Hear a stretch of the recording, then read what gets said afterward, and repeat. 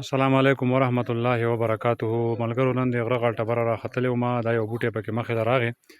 دې ته موږ په پښتو کې څوک ورته کروس کې وایي، په بعضې علاقو کې ورته کورې وایي، او په بعضې علاقو کې دې ته زیړ لرګی وایي.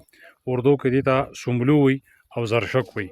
خو زرشک عام طور پر د دې هغه میوې ته وایي کوم چې دا تورې وړې وړې د مرچو په شان دانې کوي او هغه وچه کړی شي، نو هغې ته عام طور پر زرشک وایي. به هر حال د بوټي په لحاظ سره زرشک، سومبلو، کورې، کروسکی، زیړ لرګی دا ټول یو شی دی، بهترین دی. دا د دې موسم دی، اوس به دا شین کیږي او دې کې نری نری دانې به اوس شوي. دا یې هغه نری نری دانې دي، دا دې ته هغه زرشک وایي. دا دغه یې شنې دي اوس دې وخت کې، بیا دا تورې شي او دا ډېرې زیاتې خوږي. معمولي سوروالی هم په دې دانو کې راځي. دا ډېرې زیاتې مزهدار او ټیسټي او شیرین خوند راوړي، ښکلی خوند راوړي، زبردست. دا یو غنناک بوټی دی او دا داسې ښه کافي تقریبا د یو سړي نه واله تر دوو سړو پورې دا دنګېږي. بعضې وخت کې دا د دې جاغ په شکل کې لکه جاړه غوندې دغه شي بوټی جوړ شي، بعضې وخت کې دا همداسې د ونې په شان جوړ شي. به هر حال د دې پاڼه هم مستعمل ده او د دې دا دانې دا کمې چې ما وشو کولې دا د دې دانې دي، دا او د دې زیل او د زیلې پټ د دې مستعمل دی. په طب کې دا په ډېرو بیمارو کې مستعمل دی. د سومبلو د فایدو نه به تاسو خبر یې، حکیمان صاحبان به د دې نه خبري، خو دا قدرتي طور دا انټي بایوټیک دی او د دې زیله او د زیلې شربت جوشانده او خیسیانده دا په ډېرو مرضونو کې کار کوي. دا د زخم دپاره په لوکل د علاقو کې اکثر مشران زنانه، مشران نارینه، باباګان او پوه خلک او د طب سره چې کوم ریلیټډ خلک دي، نو دا په زخم کې دی استعمالي. د دې نه علاوه دا د یرقان دپاره هم استعمالیږي، خو د یرقان دپاره د دې د زیلو نه اوبه وباسي او هغه استعمالي.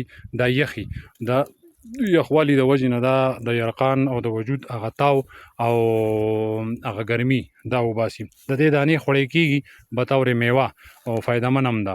او د دې نه علاوه دا یو ساید افیکټس په لحاظ سره د دې ساید افیکټس چې دي، نو دا دي چې دا ډېر خوش سپور دی او د دې سپوروالي د وجې نه، د خشکۍ د وجې نه دا چې په ډېر مقدار کې استعمال کړی شي، نو دا دردونه راولي. نو په دې وجه باندې د دې سره په استعمال کې څه خاص قسمه ټانک ورکول پکار دي چې د طاقت شربت چې د هغې په وجه باندې به دردونه نه راځي. عام طور پر زمونږ په دې علاقو کې اکثر د دې زیله خلک وکني او په هغې یو بوتل وګوري او هغه زیلې ته یې واغوستی او په هغه بوتل کې سوچه غوړي واچوي، نو او بیا یې پټه کړي، ټیپ میپ ترې تاو کړي چې ګن من ورته خورې مورې ورته دننه نه ځي. بیا هغه زیله تقریبا میاشت بعد یا 2 میاشتې بعد راوباسي، نو هغه غوړي بالکل زیړ شوي او د زیلې هغه خوند ټول هغه غوړو ته تلي.